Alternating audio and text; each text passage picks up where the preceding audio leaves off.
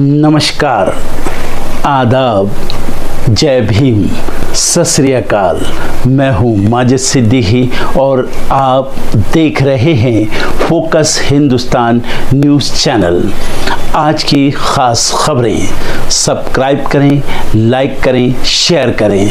फिर आऊँगा एक ताज़ा खबर को लेकर माजिद सिद्दीकी।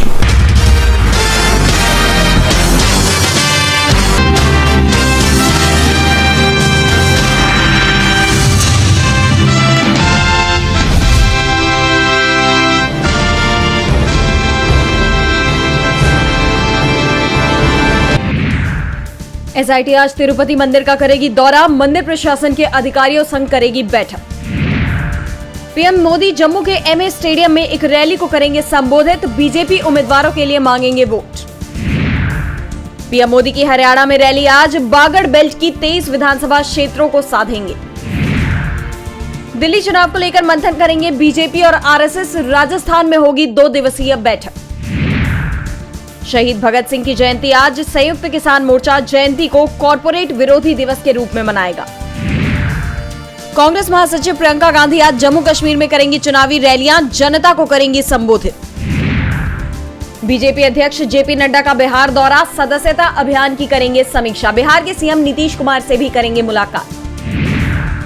चुनाव प्रचार को धार देने हरियाणा के महेंद्रगढ़ जाएंगे यूपी के सीएम योगी, अहिरवाल को साधेंगे सीएम। मुंबई में आज महाराष्ट्र के सभी डीएम और एसपी के साथ मीटिंग करेगा चुनाव आयोग। शाम 4 बजे मुख्य चुनाव आयुक्त करेंगे प्रेस कॉन्फ्रेंस। कश्मीर के कुलगाम में मुठभेड़, 4 सुरक्षाकर्मी घायल, 2-3 देशद्रोहियों के छिपे होने की आशंका। पुलवामा में जैश-ए-मोहम्मद के 6 सहयोगी गिरफ्तार। ओडिशा के जलेश्वर में भीषण हादसा, हाईवे से 20 फीट नीचे गिरी यूपी की बस, 4 तीर्थयात्रियों की गई जान और 23 घायल।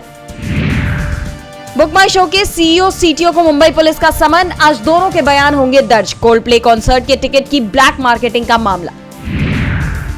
भारत ने यूएन में पाकिस्तान को लगाई फटकार, भारतीय राजनयिक बोली शहबाज शरीफ का भाषण पाखंड से भरा, उन्हें हिंसा पर बोलने का हक नहीं। इजरायल ने लेबनान में हिजबुल्लाह हेडक्वार्टर पर दागी मिसाइलें, 6 इमारतें ध्वस्त, 6 की गई जान। यूएन में नेतन्याहू का बयान, बोले ईरान इराक मिडिल ईस्ट के लिए श्राप, 2 नक्शे दिखाए, जैसे ही बोलना शुरू किया असेंबली छोड़कर चले गए नेता। अमेरिका में हेलेन तूफान का कहर, 6 राज्यों में इमरजेंसी, 12 राज्यों में 1 करोड़ 20 लाख लोग प्रभावित, 1000 फ्लाइट्स रद्द। 15 रुपए बढ़ा तेल कंपनियों का मुनाफा, ग्राहकों को नहीं मिलेगी राहत, आयात पर सरकार को 60,000 करोड़ रुपए की बचत। कपड़ा क्षेत्र में 2030 तक 6 करोड़ नौकरियां देने की तैयारी में सरकार, जनवरी से 7% तक महंगी होगी कुरियर सेवा। सरकारी बैंकों में घट रहे कर्मचारी, निजी बैंकों ने तेज की भर्ती, एसबीआई को एचडीएफसी छोड़ेगा पीछे, आरबीआई की रिपोर्ट में खुलासा।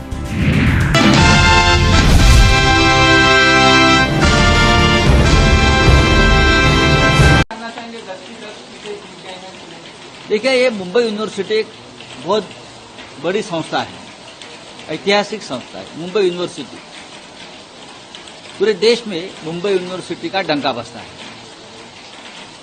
2 साल से भारतीय जनता पार्टी और ये जो मुख्यमंत्री है उनका गठ चुनाव रोकने के लिए कोशिश कर रहा था। 2 बार चुनाव की डेट ऐलान हो गई,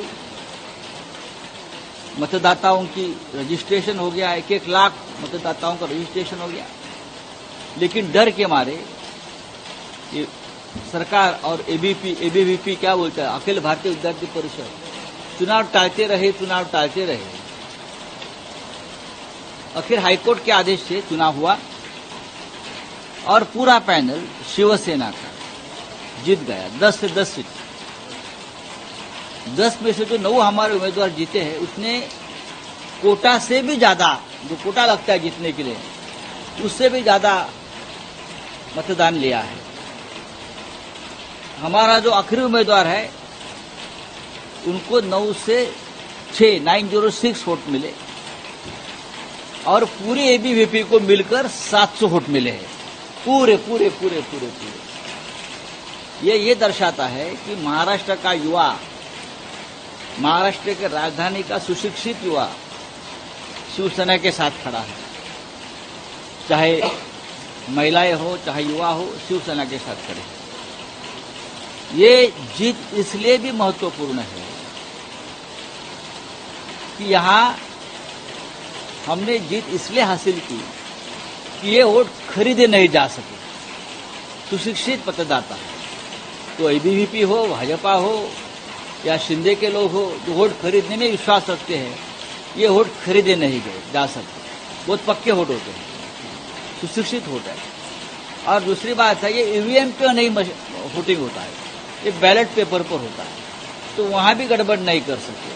तो मुंबई यूनिवर्सिटी यानी मुंबई के ऊपर फिर एक बार शिवसेना का भगवा लहराया है। उससे पहले ग्रेजुएट जो हमारी कॉन्स्टिट्यूंसी है वहां भी हम जीत गए, और फिर एक बार मुंबई यूनिवर्सिटी में जीत गए। अब ये शुरुआत है।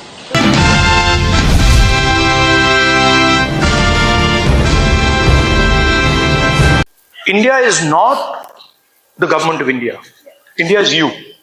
And what is proud, you have to realize, what is there to be proud of is the way you are behaving.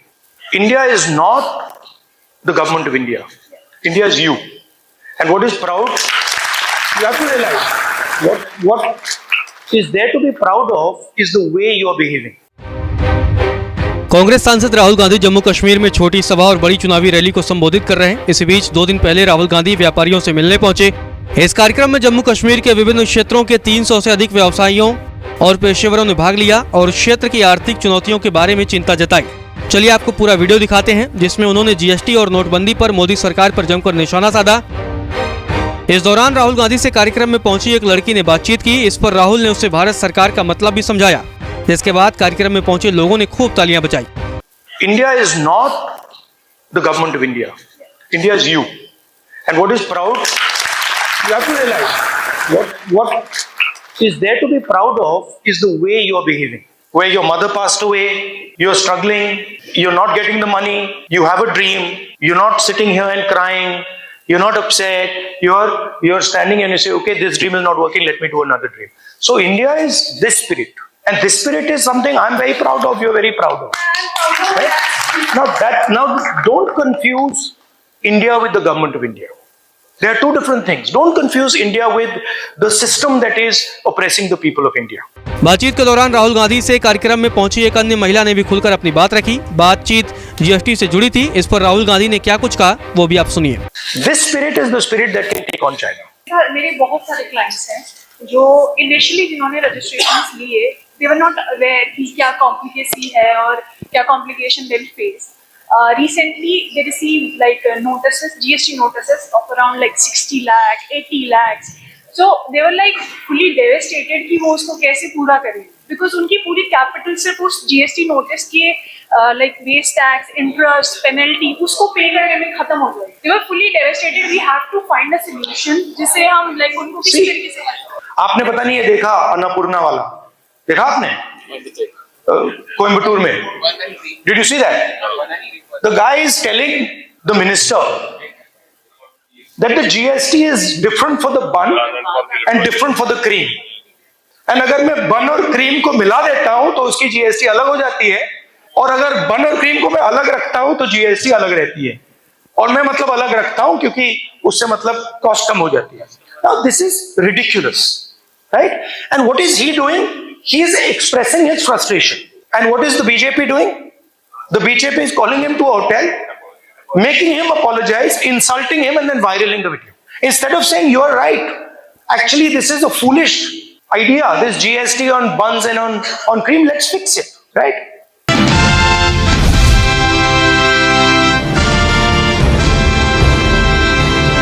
Bengaluru की विशेष प्रतिनिधि अदालत ने शुक्रवार को केंद्रीय वित्त मंत्री निर्मला सीतारमण और अन्य के खिलाफ चुनावी बॉन्ड के जरिए कथित जबरन वसूली के मामले में एफआईआर दर्ज करने का आदेश दिया। जन अधिकार संघर्ष परिषद के सह-अध्यक्ष आदर्श अय्यर ने बेंगलुरु की विशेष जन प्रतिनिधि अदालत में शिकायत दर्ज कर केंद्रीय मंत्री निर्मला सीतारमण के खिलाफ कार्रवाई करने का निर्देश देने की मांग की। याचिकाकर्ता ने अपनी शिकायत में कहा कि चुनावी बॉन्ड के जरिए डरा धमकाकर जबरन वसूली की गई और इस याचिका पर सुनवाई करते हुए अदालत ने बेंगलुरु के तिलक नगर पुलिस स्टेशन को चुनावी बॉन्ड के जरिए जबरन वसूली के मामले में FIR दर्ज करने का आदेश दिया। जन अधिकार संघर्ष परिषद ने अप्रैल 2024 में 42वीं ACMM कोर्ट में दायर याचिका में केंद्रीय वित्त मंत्री निर्मला सीतारमण, ईडी अधिकारियों, बीजेपी के राष्ट्रीय अध्यक्ष JP नड्डा, भाजपा के राष्ट्रीय नेताओं, तत्कालीन बीजेपी कर्नाटक अध्यक्ष नलिन कुमार कटील, BY विजेंद्र के खिलाफ शिकायत दी। कोर्ट ने शिकायत पर विचार करने के बाद बेंगलुरु के तिलक नगर पुलिस को FIR दर्ज करने का निर्देश दिया है। याचिकाकर्ता की ओर से वरिष्ठ अधिवक्ता बालन ने दलीलें रखी। मामले की सुनवाई 10 अक्टूबर तक के लिए स्थगित कर दी गई है। बात अगर चुनावी बॉन्ड की करें तो इसकी वजह से पहले भी बीजेपी की काफी किरकिरी हो चुकी है।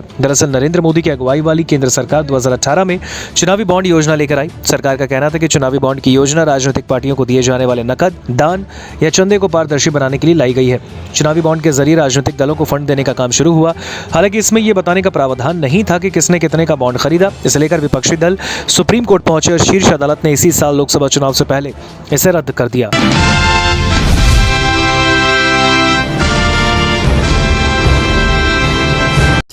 उस लड़की का नाम महालक्ष्मी था। वो जिंदगी जी भर के जीना चाहती थी, लेकिन एक वहशी दरिंदे ने उसके एक नहीं, दो नहीं, 59 टुकड़े कर डाले। वो हैवानियत की रूह कांप जाए। पता चला हत्यारे का नाम अशरफ है। खूब सारे शो हुए, बहुत आक्रोश हुआ, नाराज हुए लोग। बिल्कुल होना चाहिए था। चीख चीख कर महालक्ष्मी के लिए न्याय मांगा गया, इंसाफ मांगा गया, बिल्कुल सही किया गया। फिर पता चला कि हत्यारा मुक्ति रंजन राय है। उसने बाद में खुद भी खुदकुशी कर ली। एकदम से सारे गोदी गिद्ध और बीजेपी IT सेल के भेड़िए चुप हो गए। अब किसी को कोई फर्क नहीं पड़ रहा महालक्ष्मी के साथ हुई बर्बरता, उसके साथ हुई नृशंसता से। अब कोई उसके लिए न न्याय मांग रहा है, न इंसाफ की गुहार लगा रहा है। अब कोई महालक्ष्मी के बारे में बात ही नहीं करना चाहता है। क्यों? क्योंकि हत्यारा अब मुसलमान नहीं, हिंदू है। यही कारण है कि इस देश की बेटियों के आज भी 59 टुकड़े हो रहे हैं, क्योंकि हम उनके साथ हैवानियत कर रहे दरिंदों को, हैवानों को कटघरे में उनका धर्म देखकर खड़ा करते हैं, उनकी दरिंदगी नहीं। हैवान तो हर ओर है।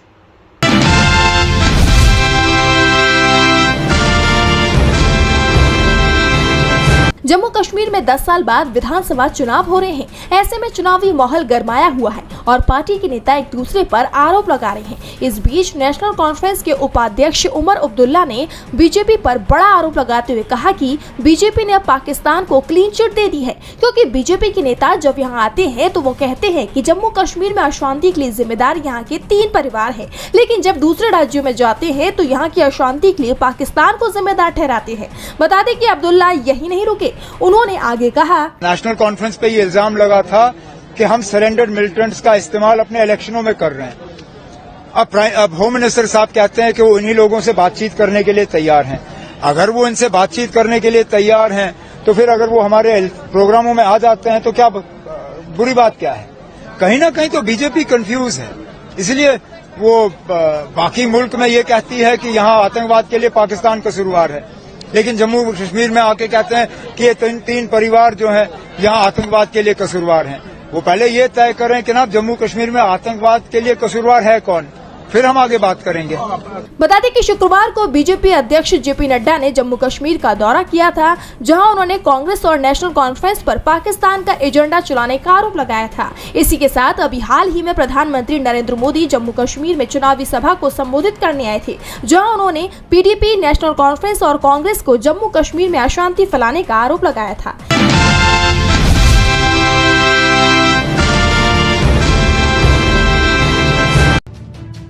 शुक्रवार को एक मामले की सुनवाई के दौरान सुप्रीम कोर्ट के वरिष्ठ जज अभय अशोका एक वादी पर बुरी तरह भड़क गए। दरअसल वादी ने अपने 2 अपील याचिकाओं और हलफनामे में तथ्यों को गलत मंशा से छिपाया था, जिसके बाद जस्टिस अभय ने कड़ी फटकार लगाई। वादी की इस हरकत पर जस्टिस अभय ओका और जस्टिस ऑगस्टीन जॉर्ज मसीह की पीठ ने दोनों याचिकाओं के लिए 5-5 लाख रुपए का जुर्माना भी ठोक दिया। अदालत ने यह भी कहा कि ऐसे वादियों के लिए अदालत में कोई जगह नहीं होनी चाहिए। सुनवाई के दौरान अपीलकर्ता के वकील ने कहा कि न्यायाधीशों को आजकल उनके आक्रोश के लिए जाना जा रहा है। इस पर जस्टिस ओका ने कहा, आप मुझे कोई भी विशेषण दे सकते हैं, मुझे इसकी कोई परवाह नहीं है। आप कह सकते हैं कि मैं एक बुरा जज हूँ, कठोर जज हूँ, मुझे इसकी जरा भी परवाह नहीं है। मैं यहाँ 20 साल से हूँ और इस दौरान मैंने इससे भी बदतर आरोप झेले हैं। आपको जो कहना है कहते रहें। वहीं सुनवाई के दौरान जस्टिस ओका ने कहा कि जब तक वादी 10 लाख का जुर्माना नहीं जमा करवा देते तब तक वह इस मामले की सुनवाई नहीं करेंगे। जस्टिस ओका यही नहीं रुके, उन्होंने कहा कि वादी ने 300 से अधिक पृष्ठों का हलफनामा दायर कर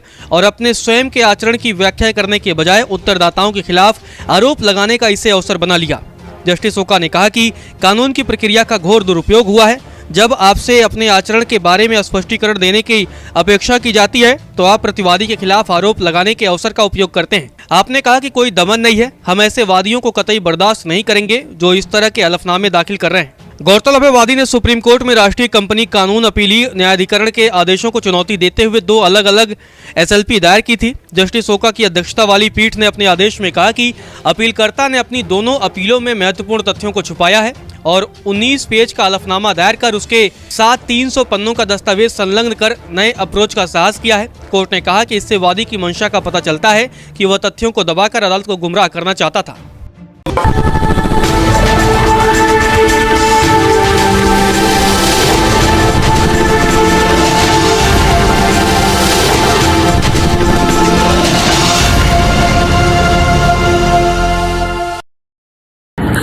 दोस्तों, आज मैं आपको बताने वाला हूं कि अगर आपकी बॉडी में मैग्नीशियम की डेफिशिएंसी हो जाए तो आपको क्या क्या प्रॉब्लम हो सकती है। सबसे पहले इंसोमेनिया, नींद ना आना, स्लीपिंग डिसऑर्डर, इंसान सारी रात करवटें बदलता है, नींद नहीं आती, स्ट्रेस लेवल, एंजाइटी बढ़ जाती है इससे, क्योंकि कोर्टिसोल हार्मोन को रोकने में मदद करता है। और अगर आपकी बॉडी में मैग्नीशियम नहीं है तो कोर्टिसोल बढ़ जाता है, जिसकी वजह से स्ट्रेस और एंजाइटी हो जाती है।